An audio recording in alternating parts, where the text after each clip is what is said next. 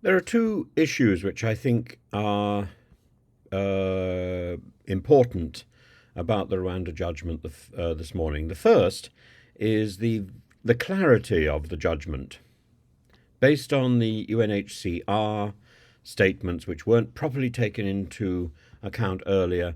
The clarity of the judgment is that Rwanda is not a safe country, and hence the decision to send people to Rwanda, hence the decision to send potentially vulnerable immigrants to Rwanda who may or may not be refugees, that doesn't matter, is not legal.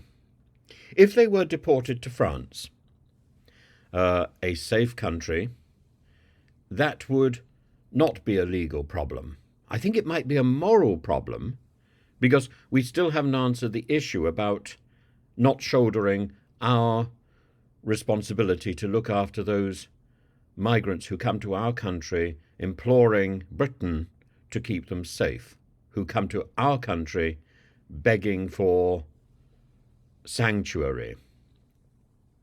But let's go a little bit further, because if we are saying that Rwanda is not a safe country, demonstrably not a safe country, now Boris Johnson has come out to urge Rishi Sunak to ask Parliament to change the law to designate Rwanda a safe country. So the reality is Rwanda is not safe, and yet Boris Johnson wants us to call an unsafe country safe, to get round the legal loophole. For Boris, the word unsafe will mean safe, so presumably the word safe will now mean unsafe. This is an Alice in Wonderland world that Boris Johnson hopes that we can be led into. This is a world where lying becomes the norm. He says that this is the way to end the legal blockade on sending migrants to Africa. And he referred to an article that he wrote in June in which he said that the government had the power under the Asylum and Immigration Act 2004 to in his words, to deem Rwanda a safe country. There is only one way to end the legal blockade on Rwanda, and that is to do exactly what this piece proposes and do it now. If you want to know what the government of 2019 to 2022 would have done, here is your answer. It's the only way. Well, yes, to define something out of existence, to redefine something like that. Now, there is room for redefinition, and oddly, the person who brings this up most recently is Suella Braverman herself. On the 26th of September, she gave a speech in which she talked about the 1951 Refugee Convention, and she said that she was fearing that discrimination for being gay or for being a woman should not be enough to qualify for refugee protection. But the United Nations Refugee Agency, the UNHCR, said that the rules did not need to be tightened. It said the 1951 Refugee Convention remains a life-saving instrument. Indeed, it does. But it doesn't mean that it isn't in need of some sort of reform.